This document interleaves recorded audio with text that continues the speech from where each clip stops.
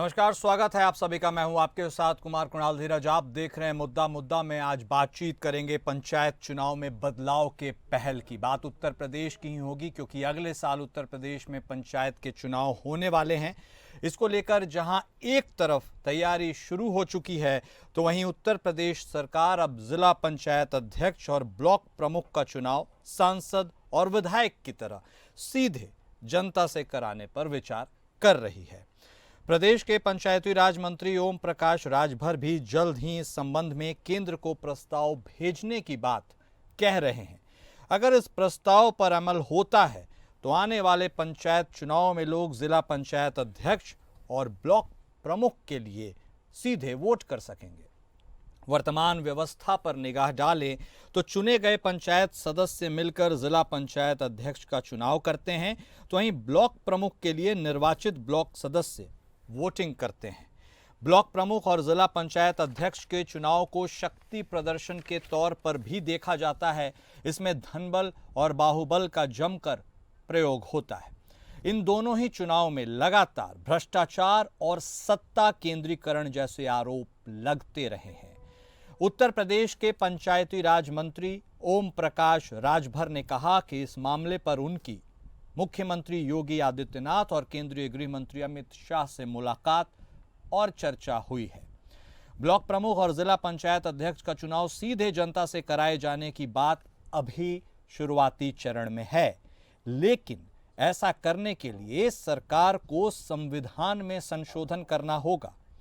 अनुच्छेद के 73वें संविधान संशोधन अधिनियम 1992 के तहत पंचायती राज व्यवस्था को संवैधानिक दर्जा प्राप्त है। इसमें पंचायत चुनाव, आरक्षण और कामकाज तक की व्यवस्था की गई है।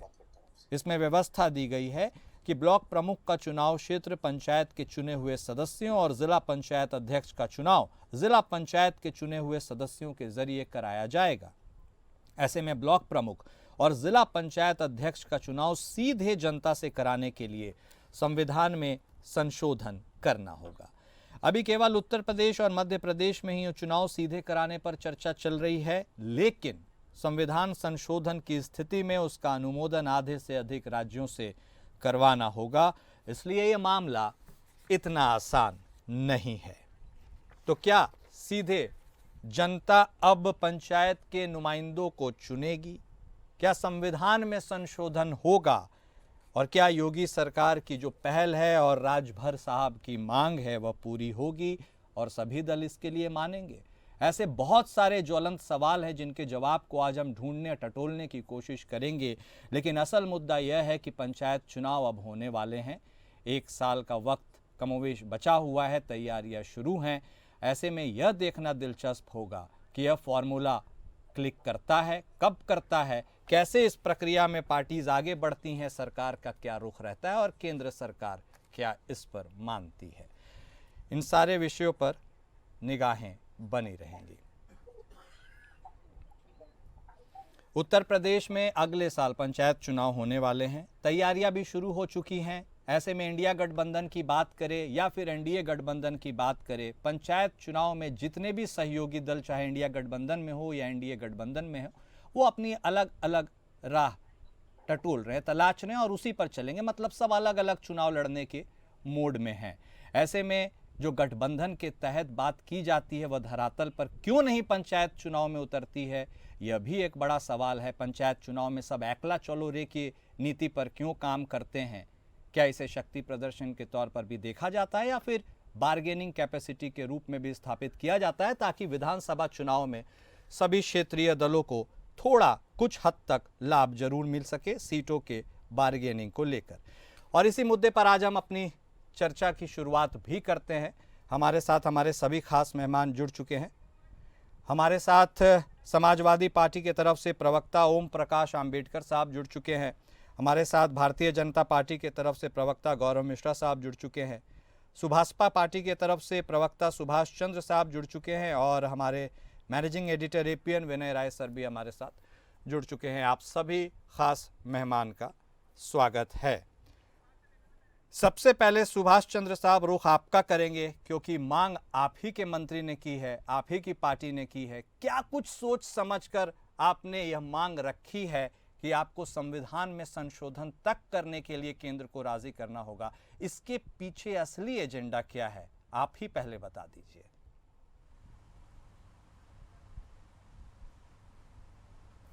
सुभाष चंद्र साहब, सुन पा रहे हैं आप हमें?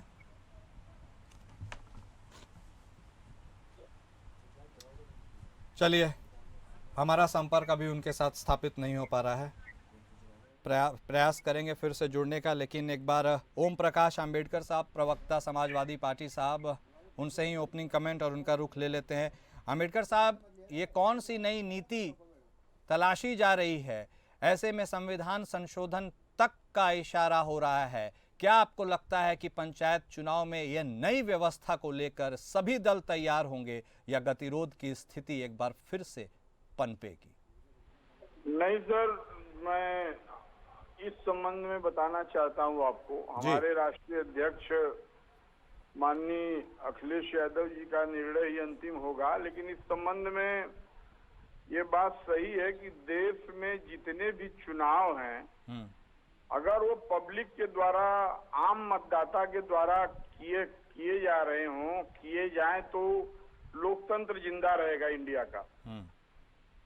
भारत के लोकतंत्र को जिंदा करने के लिए जनता जहां मालिक है, जनता जनार्दन बाबा साहब अम्बेडकर का संविधान है, जिसमें विश्व का सबसे बड़ा संविधान है और विश्व का सबसे क्वालिफाइड संविधान है। अमेरिका के राष्ट्रपति ने कहा कि ऐसा संविधान दुनिया में कहीं नहीं है।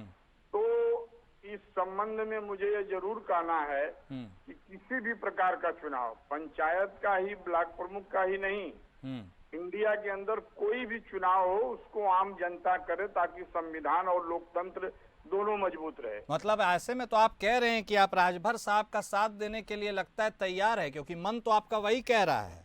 नहीं, लेकिन हमारे राष्ट्रीय अध्यक्ष माननीय अखिलेश यादव जी जो कहेंगे वो सही है।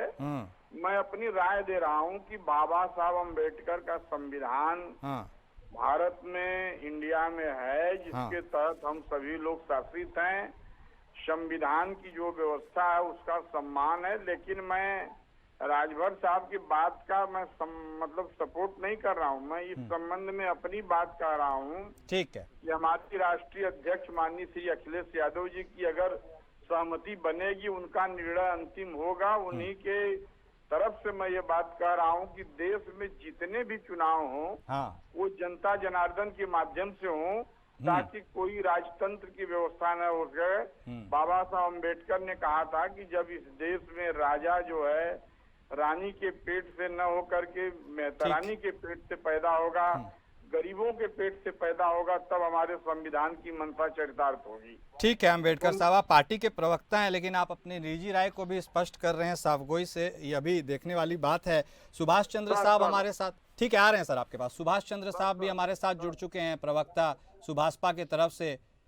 सुभाष चंद्र साहब, ये कौन सी नई नीति और कौन सा आपका एजेंडा है कि पंचायती राज व्यवस्था को ही अब आप चैलेंज करते हुए एक नए संशोधन की तरफ इशारा कर रहे हैं? इसमें आपका हित है, जनता का हित है, किसका हित है? इस सस्पेंस के बादल को भी थोड़ा सा छांटिए, बताइए।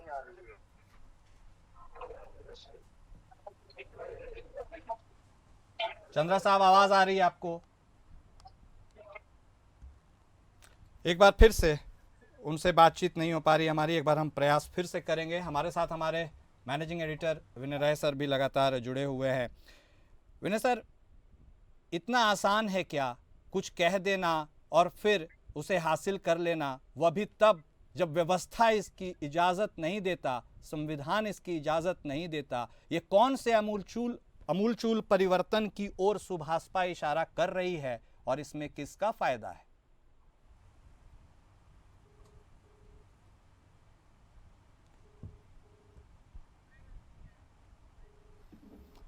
चलिए, एक बार फिर से हम संपर्क स्थापित करने की कोशिश करेंगे, लेकिन लगातार पंचायत राज व्यवस्था पर हम बात कर रहे हैं, नए प्रपोजल की बात कर रहे हैं।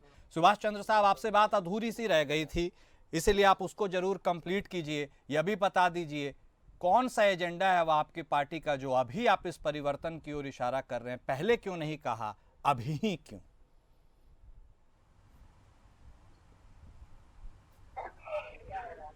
देखिए, फिलहाल ये भारतीय समाज पार्टी का ऐसा कोई एजेंडा नहीं है। लेकिन भारत देश की जो संविधान है, संविधान के 1992 की अनुच्छेद 73 के अंदर जो पंचायती राज का दर्जा दिया हुआ ग्रामीण चुनाव के अंदर, उसके अंदर वास्तव में थोड़ा सा सुधार करने की आवश्यकता है। जैसा कि इस डिबेट की शुरुआत के अंदर आपने भी कुछ ऐसे संवेदनशील मुद्दे थे जिसको आपने शुरुआत के अंदर रख दिया था कि जैसे कि ब्लॉक प्रमुख का अगर चुनाव होता है तो ब्लॉक प्रमुख के चुनाव से पहले बीडीसी का चुनाव होता है। जो बीडीसी सदस्य चुने जाते हैं वही बीडीसी सदस्य बाद में ब्लॉक प्रमुख का चुनाव करते हैं। तो उसके अंदर जाहिर सी बात है कि धन बल और बाहुबल का बहुत बड़ा जोर चलता है। वहां पे खरीद फरोख्त होती है। जो जितनी ज्यादा कीमत देके बीडीसी सदस्य को खरीद लेगा, जिसके बारे में ज्यादा बीडीसी सदस्य हो जाएंगे, तो जाहिर सी बात है कि वो ब्लॉक प्रमुख का चुनाव जीत जाएगा। ठीक उसी प्रकार जो जिला पंचायत अध्यक्ष का चुनाव होता है, उसके अंदर पूर्वांचल के अंदर महाप्रधान बोला जाता है, यानी कि क्षेत्र पंचायत सदस्य। क्षेत्र पंचायत सदस्य जो जीतता है और जीतने के बाद में जो जिला पंचायत अध्यक्ष चुनाव करता है, वो क्या करता है कि क्षेत्र पंचायत सदस्यों को खरीद फरोख्त करने का प्रयास करता है। वो जितना ज्यादा पैसे दे के, जितना ज्यादा उसकी नीलामी करके खरीद लेता है, तो जाहिर सी बात है कि वो जिला पंचायत अध्यक्ष बनने में कामयाब हो जाता है। इससे ये होता है कि ग्रामीण परिवेश के अंदर कई ऐसे युवा भी हैं जिनके अंदर प्रतिभा फूट फूट कर भरी हुई है। वो अपने क्षेत्र का, अपने ब्लॉक का, अपने ग्राम का विकास तो करना चाहते हैं, लेकिन कहीं न कहीं उनको आगे बढ़ने के अंदर जो धन बल होता है, जो धन की कमी होती है, वो आड़े आ जाती है। जब इस प्रकार की चीजें अगर होंगी, अगर ब्लॉक प्रमुख का चुनाव सीधे सीधे अगर जनता से कराने का तैयार हो जाएंगे और जिला पंचायत अध्यक्ष का भी चुनाव सीधे सीधे अगर जनता से होगा, तो मैं समझता हूँ कि इसके अंदर अच्छे लोग भी राजनीति के अंदर प्रतिभा करेंगे, जिनके पास धन की पूरी तरीके से कमी है, लेकिन क्षेत्र के लिए, ब्लॉक के लिए, जिले के विकास के लिए उनके पास एक विजन है। उन लोगों को भी आगे बढ़ने में भी मौका मिलेगा। परंतु जिस प्रकार का परिवेश वर्तमान में चल रहा है, अगर किसी के पास अत्यधिक धन संपदा है, वो बाहुबल है, तो ब्लॉक के अंदर अगर सपोज डेट 86 गांव है, तो 86 के बहुमत के साथ उसको 43-44 के आसपास बीडीसी सदस्य की जरूरत पड़ती है। तो जाहिर सी बात है कि कुणाल जी, यहाँ पे जो खरीद फरोख्त की चीजें चलती है, जो धन बाहुबल चीजें होती है, ये हावी हो जाती है। तो भारतीय समाज पार्टी की कोई व्यक्तिगत मांग नहीं है। ठीक है। ये ग्रामीण अंचलों के अंदर जो लोग चुनाव लड़ना चाहते हैं, जिनके अंदर चुनाव लड़ने की इच्छा है, लेकिन कहीं ना कहीं ये चीजें उनके अंदर बाधा आ जाती है।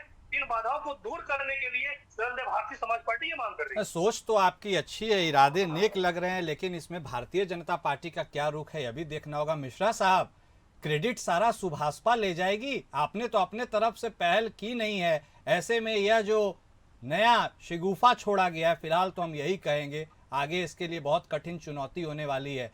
इसको कितना अमली जामा पहनाने के लिए आप तैयार है, कमर कसे हुए?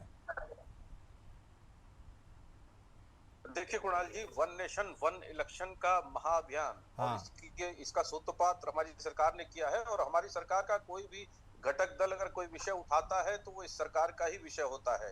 ये मान करके चलिए, उसमें भेद करना, उसमें किसी भी प्रकार का दीवार खड़ा करना वो उचित नहीं है। भारतीय जनता पार्टी की एलायंस के साथ चल रही सरकार, एनडीए की सरकार, पूरी तरह से देश की जनता के लिए समर्पित है, और जो जनता के हित में होगा वो फैसला लेगी। जहां तक क्षेत्र पंचायत, जिला पंचायत, ब्लॉक प्रमुख के प्रत्यक्ष चुनाव का विषय है, मुझे लगता है कि इसमें किसी भी प्रकार का कोई संशय अब नहीं रह गया है कि कुछ पद राजनीति में, लोकतंत्र में बिकाऊ के रूप में जाने जाते हैं। वो है जिला पंचायत अध्यक्ष का, ब्लॉक प्रमुख का।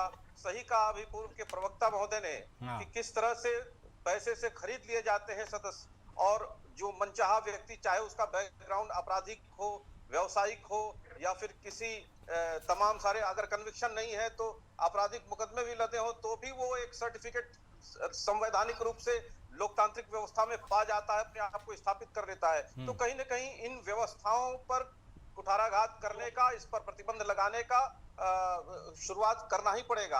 और साथ ही साथ उन लोगों को जो समाज के प्रति समर्पित लोग हैं, उनको ऊपर आने का अवसर भी देना पड़ेगा। और उस दिशा में अगर राज्य सरकार पंचायती राज व्यवस्था में, उसके अधिनियम में सुधार करती है, क्योंकि 1992 का जो 93वां संविधान संशोधन है, उसमें पूरी तरह से ये राज्य सरकार को ये अधिकार निहित है, अगर वो चाहे तो अपने यहाँ सुधार कर सकती है, प्रत्यक्ष या परोक्ष चुनाव कराने के लिए। तो मुझे लगता है कि अगर प्रत्यक्ष चुनाव होगा तो जनता के प्रति उस चुने हुए सदस्य की जवाबदेही भी ज्यादा होगी, और जनता अपने मनचाहे तरीके से सदस्य को चुन भी सकती है उस पद के लिए। मिश्रा साहब, यह जो आप बात कह रहे हैं, यह जो कमी आपको नजर आई, सुभाषपा को नजर आई, पंचायती राज व्यवस्था ड्राफ्ट और वो संशोधन करने समय उस वक्त ये कमी नजर नहीं आई थी क्या?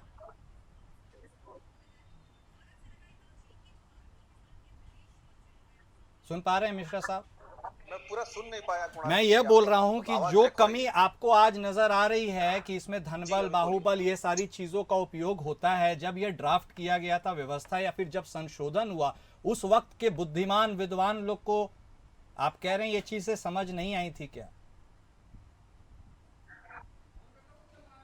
नहीं, उस समय भी ये विषय उठा था, 1992 में भी उठा था ये विषय। हाँ। प्रत्यक्ष और परोक्ष चुनाव कराने का विषय अभी भी वर्णित है और इसका विशेषाधिकार राज्यों को दिया गया था और राज्य चाहे तो स्पेसिफिकली प्रत्यक्ष या परोक्ष चुनाव करा सकती है। अभी जैसे उत्तर प्रदेश में ये व्यवस्था जो है परोक्ष है, यानी कि सदस्य स्वयं चुनते हैं, लेकिन सरकार अगर चाहे तो राज्य पंचायती राज अधिनियम में परिवर्तन करके उसको ला सकती है और सीधे प्रत्यक्ष चुनाव करा सकती है। ठीक ऐसा है। नहीं है, ये विशेषाधिकार सभी राज्यों को दिया गया था। ठीक है मिश्रा ये साहब, विषय हमारे उस समय साथ भी उठाता है, ऐसा ठीक नहीं है, ठीक है।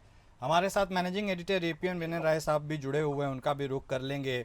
विनय राय सर, कितना इतना आसान है क्या? क्योंकि संविधान में संशोधन करना, इस अमूलचूल परिवर्तन को हरी झंडी दिखाना, आज के दौर में, अभी के इस वक्त में, क्या इरादे बिल्कुल नीति नियत साफ है या इसमें भी पार्टीज अपना कोई हित देख रही है या केवल जनहित है? इस सस्पेंस के ऊपर से थोड़ा पर्दा आप भी हटाइए। एक्चुअल में मंशा क्या है, किसका भला होगा?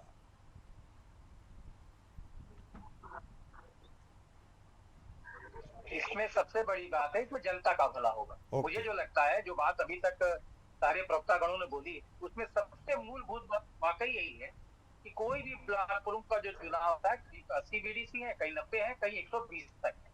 तो अगर आप ये सोचिए, कोई ब्लॉक प्रमुख अगर चुनाव लड़ रहा है तो 120 में से उसको सिर्फ 65 लोगों को मैनेज करना है। अगर आमने सामने की भी लड़ाई किसी से होती है तो आप 65 बीडीसी मेंबर को मैनेज कर लीजिए, आप खरीद लीजिए, आप प्रलोभन दे दीजिए और उसके बाद आप चुनाव जीत जाइए। तो ऐसे मौके पर कोई भी आम तबके का व्यक्ति, जो मध्यम वर्गीय हो, गरीब हो या केवल सोशल वर्कर हो, चुनाव नहीं लड़ सकता। लेकिन जब जनता से चुनाव होगा तो लगभग 1.5 लाख मतदाता उसमें शिरकत करेंगे। उन सारे मतदाताओं के सामने उस प्रत्याशी को घूम घूम कर अपने लिए वोट जुटाना पड़ेगा, उससे अपने वादे करने पड़ेंगे, उसकी मॉनिटरिंग का दायरा बढ़ जाएगा। कहना नहीं चाहिए, भ्रष्टाचार भी स्तर पर है, चाहे वो जिला पंचायत अध्यक्ष का चुनाव हो या ब्लॉक प्रमुख का चुनाव हो। सारे बीडीसी मेंबर सिर्फ उस दिन का इंतजार करते हैं जब ब्लॉक प्रमुख का चुनाव हो। कहीं पर 50,000 तो कहीं पर 2 लाख में एक बीडीसी मेंबर की बोली लग जाती है। ये सर्वविदित है, कोई खुल के बोले, कोई दफ्तर बोले। लेकिन सबसे बड़ी बात है, उस एक बार वोट देने के बाद 5 साल तक ब्लॉक प्रमुख उससे पूछता नहीं है। कुछ जो चहते बीडीसी मेंबर होते हैं, उनको कुछ काम दे दिया जाता है सड़क खलंजा बिछाने के लिए, अन्यथा ये सारे नेतागण जानते हैं कि ब्लॉक प्रमुख का चुनाव तो हो जाता है, उसके बाद बीडीसी कितने याद किए जाते हैं। तो मेरा मत है, चाहे वो जिला पंचायत अध्यक्ष की बात हो या ब्लॉक प्रमुख की बात हो, ठीक, अगर प्रकाश राजभर जी ने पहल की है तो ऐतिहासिक कदम है। मूल रूप से भ्रष्टाचार को ग्रास रूट से खत्म करने की, कम से कम जैसे विधायक चुने जाते हैं, जैसे मेयर चुने जाते हैं, टाउन एरिया के चेयरमैन चुने जाते हैं, नगर पालिका के अध्यक्ष चुने जाते हैं, उसी तरह जिला पंचायत अध्यक्ष के पास अपार कोष है, तो भी जनता से चुनकर आए। और सबसे बड़ी चीज है, जब जनता से आएगा तो अविश्वास की समस्या खत्म हो जाएगी। ये बात तो है। अभी क्या होता है कि 2 साल के बाद अविश्वास आप ला सकते हैं, जबकि इस तरह के चुनाव में जनता से जब चुनाव होगा तो सरकार का नुकसान माना जाता है, क्योंकि जिसकी सरकार होती है उसके साथ मोटा मोटी इस तरह के सिलेक्टेड चुनाव आ जाते हैं। लेकिन जब जनता से चुनाव होगा तो जनता अपना अधिकार देखेगी, फिर जातीय समीकरण देखे जाएंगे, किस तरह के मतदाता कहाँ पर है, किसको प्रत्याशी बनाया जाए, तो सबके लिए रास्ता खुल जाएगा। आज के तारीख में अगर कोई गरीब तबका है और केवल सामाजिक कार्यकर्ता चुनाव नहीं लड़ सकता ब्लॉक प्रमुख का, सही बात, इतना भी अच्छा क्यों न हो। इसलिए जनता जब मत देगी तो उसका दायरा व्यापक हो जाएगा। और मुझे लगता है इस पे कम से कम उत्तर प्रदेश सरकार को, योगी आदित्यनाथ जी को और ओम प्रकाश राजभर जी को, दोनों लोगों को व्यापक पहल करके जल्द से जल्द इसको प्रभावी ढंग से लागू करना चाहिए। और इन चुनाव में ही अगर ये करते हैं तो बहुत बड़ा एक मास्टर स्ट्रोक होगा सरकार, उत्तर प्रदेश सरकार के लिए। ठीक है अंबेडकर साहब, एक बार रुख फिर आप ही का करते हैं। समाजवादी पार्टी से आप ताल्लुक रखते हैं, अपनी निजी राय को साफगोई से आपने स्पष्ट किया। क्या आपकी निजी राय आपके पार्टी प्रमुख की भी राय हो सकती है क्या? और क्या सर्वसम्मति से, जिस ओर विनय राय साहब इशारा कर रहे थे, यह पास हो सकता है? तो फिर नेक काम में देरी क्यों? आप भी हाथ बढ़ा दीजिए अंबेडकर साहब। समाजवादी पार्टी के पटल से मैं ये कहना चाहता हूं कि राष्ट्रीय अध्यक्ष जी माननीय अखिलेश यादव जी हमारे नेता हैं और उन्हीं की जबान को हम बोलते हैं। जो मैं बोल रहा हूं वो हमारे राष्ट्रीय अध्यक्ष जी बोल रहे हैं। तो इस संबंध में मुझे ये कहना है कि हमारे राष्ट्रीय अध्यक्ष जी का निर्णय अंतिम होगा, लेकिन मैंने बहुत पहले आपको स्पष्ट कर दिया कि भारत का हर चुनाव जनता के माध्यम से होना चाहिए। मैं आपको ये कहना चाहता हूँ, और जो हमारे भाई प्रस्ताव लाए हैं उसका भी मैं स्वागत कर रहा हूँ, ये मेरी निजी राय है। लेकिन जिला पंचायत अध्यक्ष का चुनाव, ब्लॉक प्रमुख का चुनाव, जितने भी चुनाव मेंबर से होते हैं उसको तत्काल हटा दिया जाए, क्योंकि पारदर्शिता नहीं रहती है। जो पूंजीपति, जो पैसे वाला होता है वो ब्लॉक प्रमुख हो जाता है, और जो वही जिला पंचायत अध्यक्ष हो जाता है, और संवैधानिक लोकतांत्रिक व्यवस्था जो जनमानस की वो इम्प्लीमेंट नहीं हो पाती है। ठीक है। तो मैं ये जरूर कहना चाहता हूँ, ये मेरी निजी राय है, मेरे राष्ट्रीय अध्यक्ष जी श्री अखिलेश यादव जी का जो निर्णय होगा वो वही निर्णय मेरा है। नहीं तो ठीक है, अपनी निजी राय को आप उन तक कम्युनिकेट कर दीजिए। आप ही की तो बात सुनेंगे, पार्टी से ताल्लुक रखते हैं, पार्टी से इतर थोड़ी बात होगी। लेकिन ये मेरा निजी ठीक राय है कि जिला पंचायत ब्लॉक प्रमुख का ही नहीं, भारत के अंदर ओके बाबा साहब अम्बेडकर के संविधान के संरक्षण में जितने भी चुनाव हैं वो जनता के जनार्दन के माध्यम से होने समझ गए चाहिए। आपकी बात। ठीक है, आपने अपना मैसेज फॉर्म एंड क्लियर रखा है। चंद्रा साहब, अच्छे काम के लिए क्रेडिट दे भी दिया जाए तो बहुत अच्छी बात होती है। क्रेडिट लेने के लिए आप तैयार होइए, और जिस मंशा से आप जुटे हुए हैं बहुत जल्द से जल्द इसे पूर्ण करने की कोशिश कीजिए। एड़ी चोटी का जोर लगाना तो लगाइए, क्या कीजिएगा, अगला कदम क्या होगा सुभाष साहब? देखिए कुणाल जी, जितने भी प्रवक्ता बैठे थे उसके अंदर गौरव भैया ने और एटीएन के आपके जो एडिटर विनय राय सर है, इन्होंने बहुत ही साफ गोई से जो शुरुआत के अंदर जो मैंने बात बोली थी उसका उन्होंने समर्थन जताया है। और ये वास्तविकता है कि ग्रामीण तबके के अंदर एक तबका ऐसा भी है जो ग्रामीण का विकास चाहता है, लेकिन उनके पास इतना धन नहीं होता या उतने सक्षम नहीं होते कि वो विधानसभा का चुनाव लड़ ले या लोकसभा का चुनाव लड़ ले। और ये सिर्फ स्वयं से भारत समाज पार्टी में नहीं, ये भारतीय जनता पार्टी के अंदर भी ऐसे कार्यकर्ता जो ऊर्जावान कार्यकर्ता, पर उनको मौका नहीं मिलता। समाजवादी पार्टी के अंदर भी कार्यकर्ता, विभिन्न दलों के अंदर वो कार्यकर्ता है जो ऊर्जावान कार्यकर्ता है, जिनको एक अच्छे प्लेटफॉर्म की जरूरत होती है, लेकिन वो इतने बड़े बड़े चुनाव नहीं लड़ सकते। ऐसे लोगों को अगर इस प्रकार की जो मंशा सोचते भारतीय समाज पार्टी और India alliance Bharatiya Janata party के मिलकर हम लाने जा रहे हैं, तो जाहिर सी बात है कि पर्टिकुलर किसी एक पार्टी की मंशा नहीं है। ये सारे उन ग्रामीण परिवेश के अंदर रहने वाले युवाओं की मंशा है, उन लोगों की मंशा है जो ग्रामीण परिवेश के अंदर अपने ब्लॉक का, अपने क्षेत्र का, अपने क्षेत्र का, पंचायत का विकास करना चाहते हैं। कहीं ना कहीं ये समस्या उनके आड़े आती है। अब ये लोग जब सीधे सीधे जनता के बीच में जाएंगे, जनता उनको चुनेगी, तो मैं जाहिर सी बात जानता हूँ कि वहाँ पे अच्छे लोगों को आगे आने का मौका मिलेगा। नहीं, नीति नियत दोनों अच्छी हो तो फिर देर करना भी नहीं चाहिए। मिश्रा साहब, सारा दारोमदार तो अब आप ही के ऊपर है सर। आप केंद्र में भी हैं, आप राज्य में भी हैं, आप ही को प्रस्ताव पर मंजूरी भी देनी है। सर्वदलीय बैठक बुला लीजिए, इससे अच्छा मौका क्या हो सकता है। सबसे रायशुमारी भी कर लीजिए और फौरन पास भी करिए।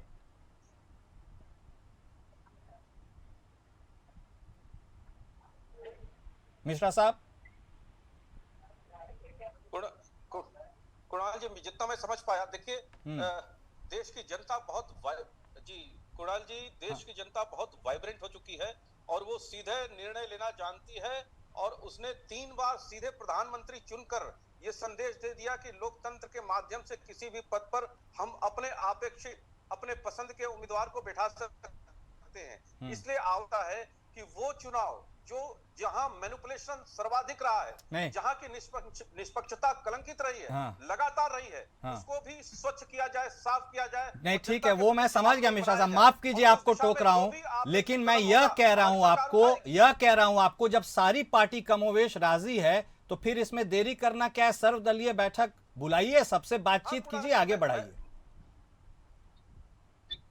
मैं तो कह ही रहा हूं, जो भी आवश्यक कदम होगा हमारी सरकार उठाएगी, और उस दिशा में कदम उठाएगी और निर्णय लेगी, फैसले लेगी। इसमें किसी प्रकार का कोई भ्रम नहीं रखना चाहिए। कब तक उठाइएगा कदम, यह भी बता दीजिए। अब इसका जवाब तो माननीय मुख्यमंत्री जी से पूछिए, माननीय और ओम प्रकाश राजभर जी से पूछिए, वो निश्चित रूप से तिथि बताएंगे। लेकिन उस दिशा में सकारात्मक कदम मेरी सरकार उठा रही है, इसका आश्वासन हम दे सकते हैं निश्चित रूप से। ठीक है, चलिए, आश्वासन आप दे रहे हैं। एक क्लोजिंग कमेंट हम विनय राय साहब आपसे भी लेंगे।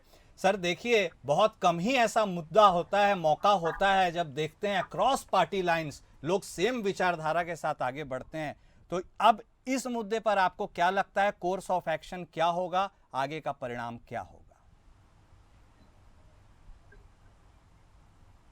इसमें कोर्स ऑफ एक्शन बहुत आसान है।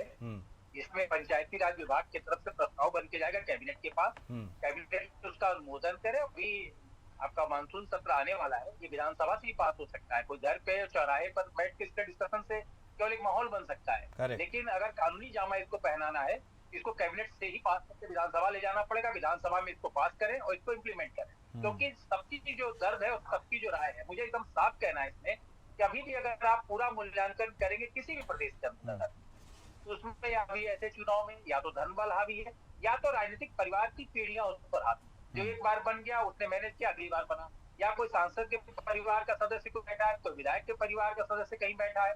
तो मेरा मत है, जब आप लोकतंत्र में पारदर्शिता चाहते हैं तो सबको अवसर मिले, तो उसके लिए सबसे आसान तरीका है कि बीडीसी हम बन जाए, लेकिन ब्लॉक प्रमुख इसलिए न बन पाए और योग्यता होने के बावजूद भी कि हमारे पास धन बल नहीं है, तो बेहतर है कि जनता तय करे, जनता चुनकर बैठाए, और जनता जब अधिकार देती है तो उसमें बढ़ जाती है। ठीक है, मुझे लगता है ट्रांसपेरेंट सिस्टम की शुरुआत होगी और अभी समय है वहां आने में।